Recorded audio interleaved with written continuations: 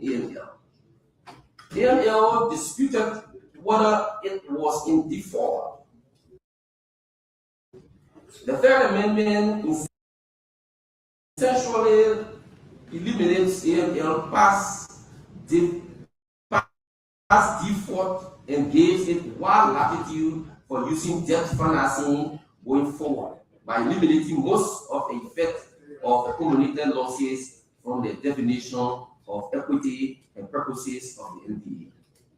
Annual surface rental payable by AML changed from a fixed rate of $300,000 to a rate payable under the money pool and revenue pool. Annual payments by AML under the NDA have been indexed for inflation. Late penalties imposed. A schedule for monetary penalties is established for failure to take actions by deadlines under the NDA, in addition to penalties described elsewhere.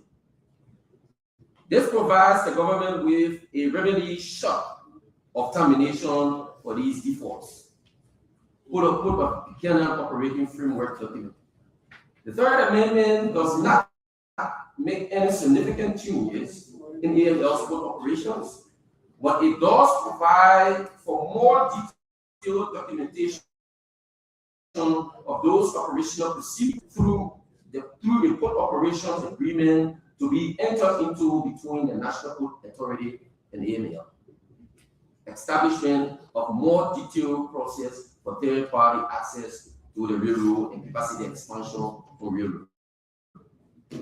This was the key objective of the government from the outset. The RSOP tells out in detail the process of new users to apply for and be granted access rights to use the railroad and expand the capacity of the railroad to meet their needs. The government has sole discretion of approval to approve access and capacity expansions with input from the Joint Management Committee comprised of users.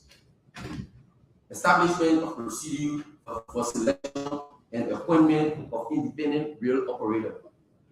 The RSOP spells out the process by which a GOL will select and appoint an independent rail operator through the public procurement process.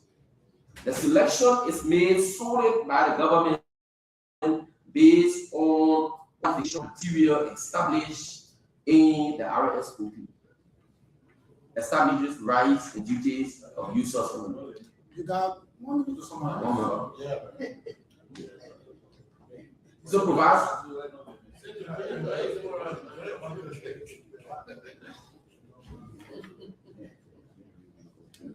So we just go to the right.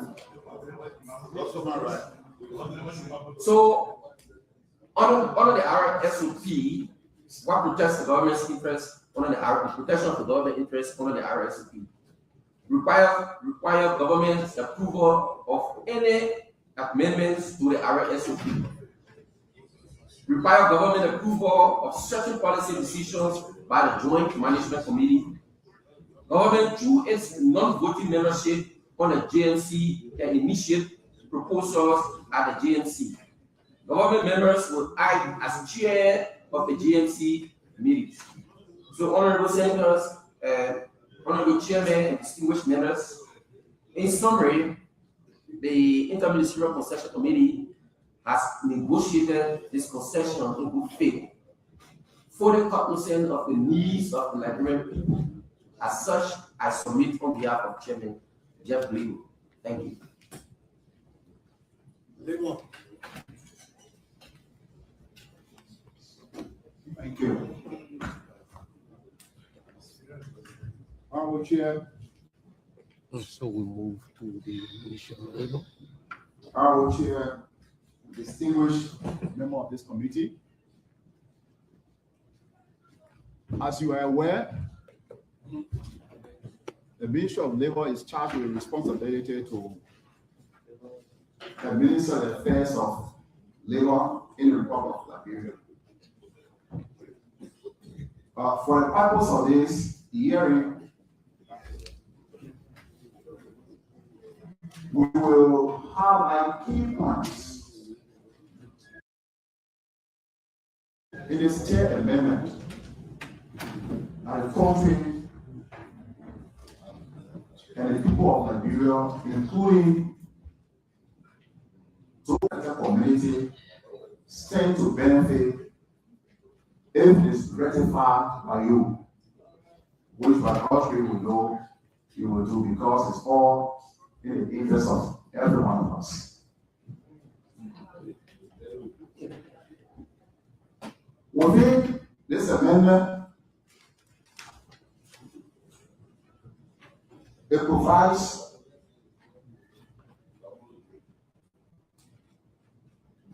some of the benefits that you will see in the amendment includes job and liberalization management.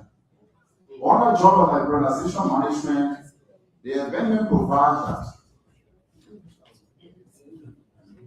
within 1 year of ratification, at least 50% of the job that will be provided by AML will be given to Liberians. It also provides that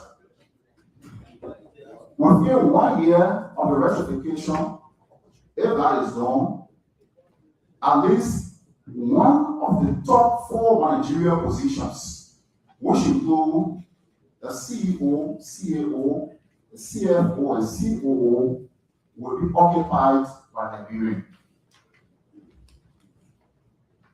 It also provides that absolute preference will be given to Liberians in terms of job that Liberians are capable to do if that vacancy exists.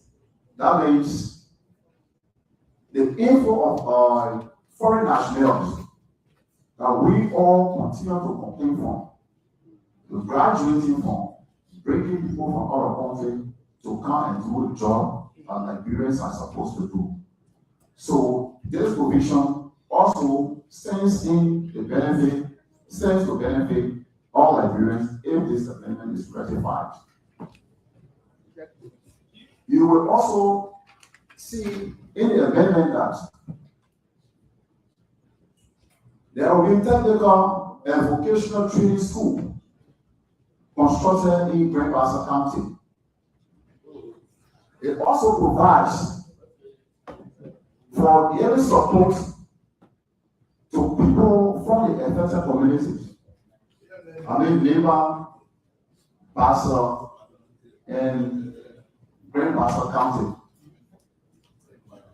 Residents of those affected communities, the amendment provides that if it is ratified, there will be priority given to them to train them to become geologists and mining engineers, since their focus is in those directions.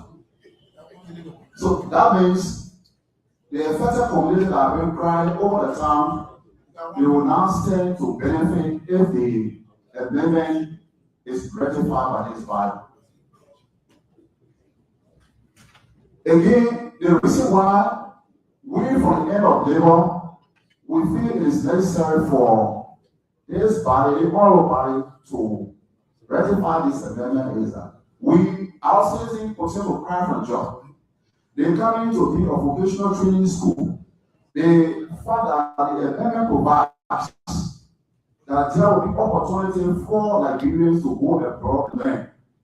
There will be opportunity to sponsor people from the affected community annually to go out and acquire knowledge to come back. It means they are graduating from importing foreign nationals to come and take lucrative salaries and benefits that they carry out there and develop their own area, but now will be training our people who will be capacitated to do the job. Air proceeds from air proceeds from that will be right in country and will develop our economy.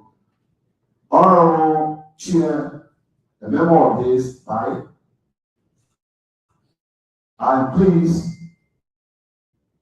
to let you know that the song representation as NL, but this is my recommendation. I would recommend that, while it's true that this agreement is very much in the interest of the country, as you all are aware, we also, on the basis of collaboration, will also depend on you upon ratification. The team continue to work together. Your oversight should be with us as implementing agency and institution to make sure what all existing or at place this amendment can come to fulfillment so the people of Nigeria can benefit. But all the work of the amendment is good and we're quite sure that you will work to rectify. Thank you. I thank you for your presentation. Now listening to you.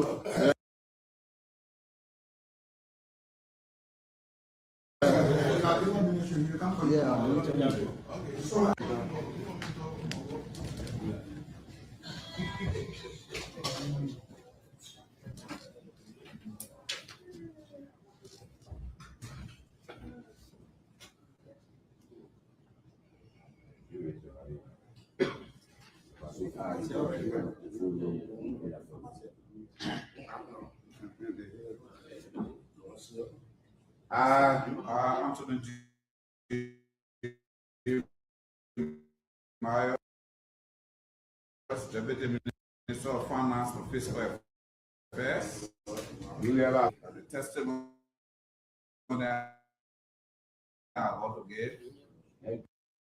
My recollection. And to my recollection.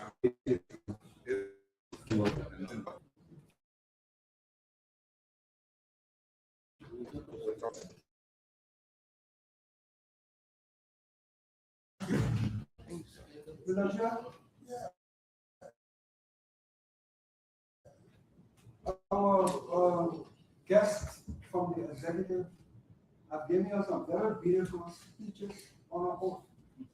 Can we get a copy of these speeches so that we can form part of our oversight for compliance later?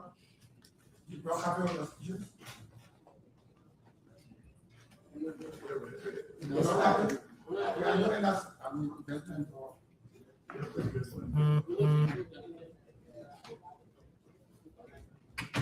All of those who made presentation, do you have their soft copy or hard copy for our file for future reference for oversight? Yes. Okay, so please send it to the chair. Okay, thank you. I'll submit my soft copy to the chair.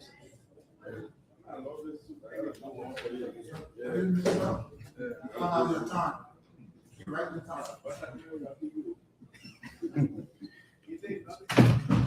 Thank you very much, Honorable Chairman, and my apologies to the committee and the Senate for not being here from the start because I didn't know the communication was routed through our INTC chairman. I just saw it when one of the officials here called me. So my apologies again. So I sit in for the Minister of Finance. And I'm the acting minister because it's away on national duties in Switzerland. And the Ministry of Finance is an integral statutory member of the IMCC. And the Ministry of Finance was also fully involved with the negotiation with ArcelorMittal Liberia. And one of the most intense part of the negotiation towards the end happened to be the fiscal provisions. The Ministry of Finance, assisted and supported by the Liberian Revenue Authority, was interested in ensuring that the fiscal provisions in the proposed third amendment mark significant improvements on all previous amendments, including the existing one that is due to expire in 2030. So even before Oral Dillon made the request, I already flashed the document I'm about to read from to some of the members whose number I had. That includes Senator Tyler, Senator Twine, and one other person. So I hope you can please extend my hand in that regard. Please send it to the chairman. Okay, then I will get the chairman's number and send it. Okay, thank you very much, Senator. Okay, so the summary here provides a series of revenue provisions from the Liberia Revenue Code. And what were the changes made in the proposed amendment compared to the existing one? So I begin with income tax, corporate income tax. Under the revenue code, the minimum concession you can grant to concessions to the meter is to lower the rate from 30% to 25%. So that has been in existence. And also in 2024, we introduced the amendment to the corporate income tax for concession, mining and agricultural concession, which required them to pay 2% of their gross revenue in advance on the quarterly basis while waiting for the end of year or tax analysis or income and profit analysis. So they were subject to the 25%, but not a 2% presumptive. So as a result, we had to wait to the end of the year for profit to be declared before we can tax. So under the new regime, the 25% were retained as part of the negotiation, but the 2% minimum tax was introduced. A presumptive tax was introduced. But more than that, we also introduced what we call a high yield surtax, and that's about 5% of the corporate income tax. Meaning, in the event where iron ore prices go above what we projected, along with AML at the beginning of the year, when the actual prices during the year exceed that, that is considered super profits or windfall revenue. So that windfall revenue will therefore push the tax rate now to 30%. 5% will be levied. In addition to 2% on the excess, on the margin. Say price of projected at $100, iron ore price goes to $150. 2% of that $50 will be taxed. Then the applicable tax rate for that year will be 30% instead of the negotiated 25%. Then interest deduction. Under the current regime, meter can deduct 50% of their interest from gross revenue or the earnings before tax and interest deduction. So what that does is that the base profit or the base revenue that is subject to taxation is reduced. So under the new arrangement, in fact, the revenue code requires 20%. So through the negotiation, we settle on 25% instead of the current 50% of interest deduction that is applied. So what that means is that more resources are left for tax purposes. Instead of 50%, interest deduction is now 25%. And then depreciation rates. As it is, all assets are depreciated on a straight line basis. But under the new arrangement, depreciation will go straightly by the revenue code requirement, where assets are distinguished between tangible fixed assets and other type of assets. And even among the categories of tangible fixed assets, the assets are depreciated on the asset by asset basis. For example, buildings and railroad track, for example, or installed plants, those are different type of assets, so they will be depreciated differently, rather than just a straight line and single rule for all type of assets. And then loss carry forwards. The revenue code requires 7 years I mean, 5 years already. The new amendment require 5 years. Negotiation, we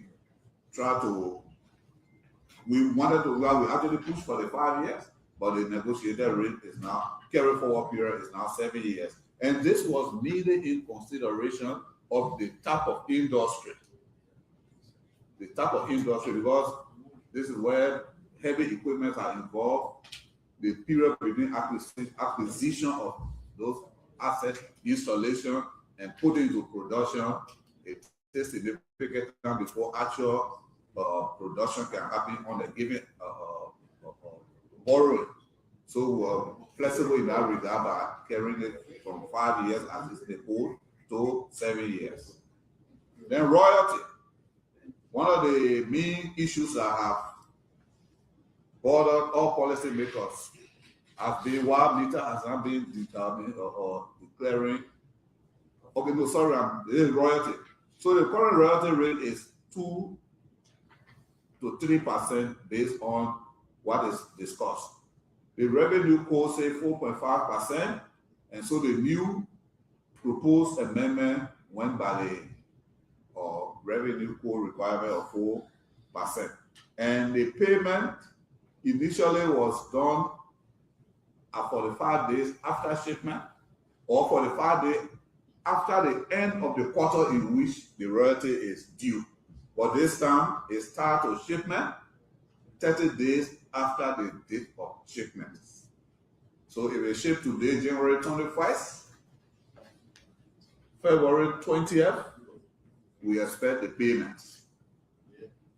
And then there is a resource rent tax. The resource rent tax is pretty much the application in this agreement, the same as the high yield tax, which is a 5% additional CRT during the year where there is a high yield. Surface rental. The revenue code in section 704 have various provisions for surface rental. There is 20% per acre for exploration, $5 per acre for license for the first 1 to 10 years, and then $10 per acre for license contract from 11 to 25 years. So meaning the 25-year period of this agreement, the surface rental will be staggered. If meter is to go into any new exploration in any of the part of the concession area or anywhere else, that will be the staggering of it. The first part for exploration only, it will be 20 cents per acre. Then for 1 to 10 years, that will be $5 per acre, and then after 10 years, that's 11. That's $10. Import duties. I will speak more to import duties as a separate thing from this, so let's skip that. Then custom user fees. Yes, they are subject to the 1.5% of CRF value at all Liberian ports. This was not included explicitly at that because it was just capped at $10,000 per item, but now it's 1.5% of CRF value. Then GST, as it is, they were exempted from GST, but right now they will be subject to all GST or all items as required by the LRC, except those things that were exempted specifically in the concession agreement. Dividend, okay, I was talking about dividend earlier. So as it is, there is no provision for dividend in the current agreement, but the new agreement, proposed agreement, requires for AML itself 3.5% of dividend on their profit. Third parties, other than the government and GO,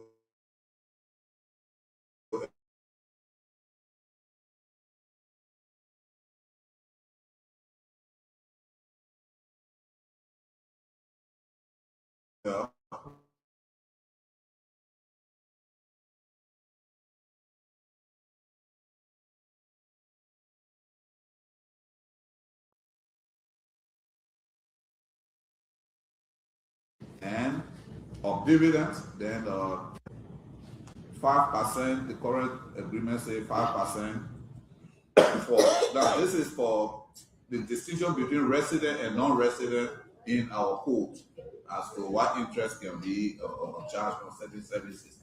So the law now say 5% for residents, so Meter Liberia being a resident. But this doesn't apply to Meter Aid holdings, that means other affiliates outside of Liberia, but it's only after Meter Liberia. And then services. We know ArcelorMittal procures services for work from many sources, domestic and external. So under our new provisions, 6% for service providers, they have to do withholding of 6% or whatever fees they pay to service providers. The capital structure. The capital structure, meaning how much of debt compared to overall equity we accept, is 3-to-1. As it is, there is no specific provision. In our negotiation, Meter was proposing 4-to-1. We said no, 4-to-1 will mean a greater interest deduction on debt, which will depress our available revenue. So the debt to equity ratio negotiated in this contract is 3-to-1. And I'm sure if the Ministry of Internal Affairs, of Mines and Energy are presented, there was an increase in the Social Development Fund from 3 to 5 million. And I was talking earlier about the custom provisions.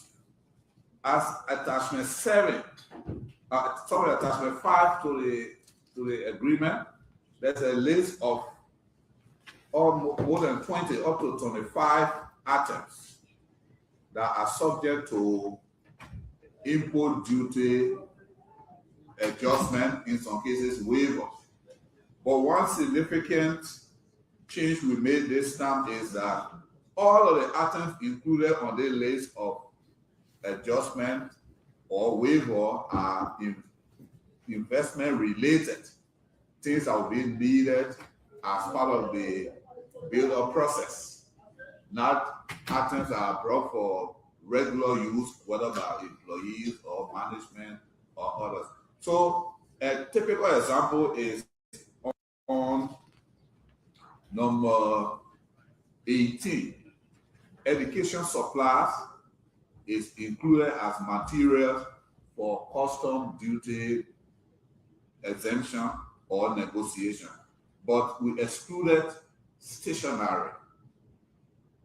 So what this means is that stationery as an indication or process for the kind of commodities that they had exemption on in the past, like toiletries and no regular things we find in our merchandise, will no longer be subject to duty waiver. And we also included further in this discussion in the negotiation, it will also be seen is that there were provisions, it's not in my note, but it's like a referencing the contract, that the first port of call for energy use for Meter will be our public grid. To the extent that wherever they are operating, whether in Nimba, Bong, or Buchanan, to the extent that there's available capacity on the public grid, Meter will be required to use that as a first port of call. They are not prevented from doing self-generation, but where there is capacity on the public grid, it will be required to buy from the public service provider. So those are just some of the improvement we made in the fiscal and other provisions. So with that, Oral Chairman, I submit. Okay. We were going to reject the justice. Oh, okay. So justice, please take a stand. Honorable Chair and members of this honorable committee, much has been said.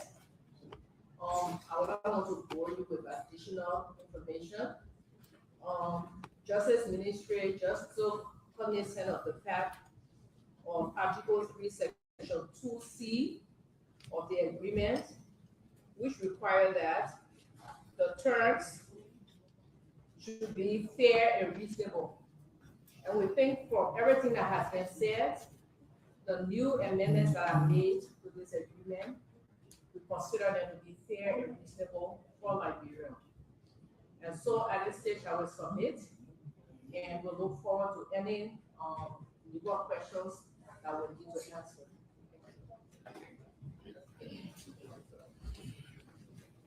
Okay.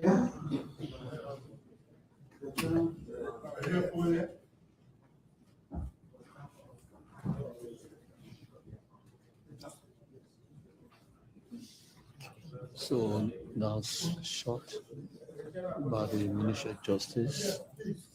So all of the witnesses have completed their So just two questions,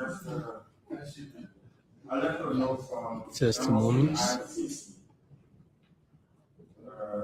During the period that EMS mine, what's the quantity of fuel that has been mined? That's one. What has been the fuel for the investment? And then how much revenue has been generated?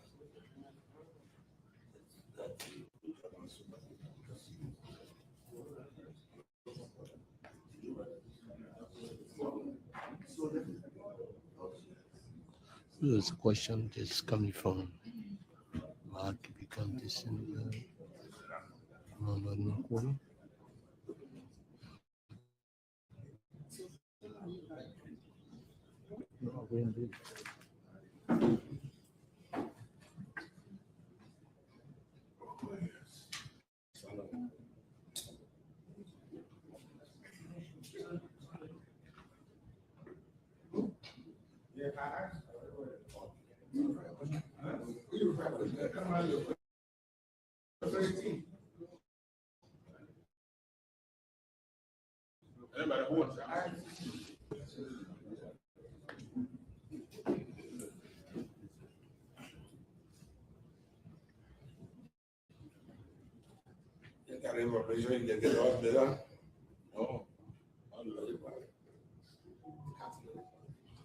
Honorable Chairman and distinguished member, with respect to the question as it relates to the quantity of open mines after the car started living before, the data is there, but we don't have the exact figure yet, but we will furnish the committee with this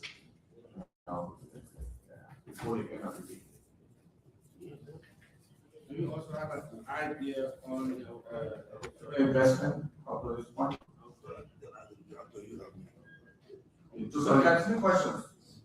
The total investment, the volume of whole mine, exported, and how much has been generated from what is exported.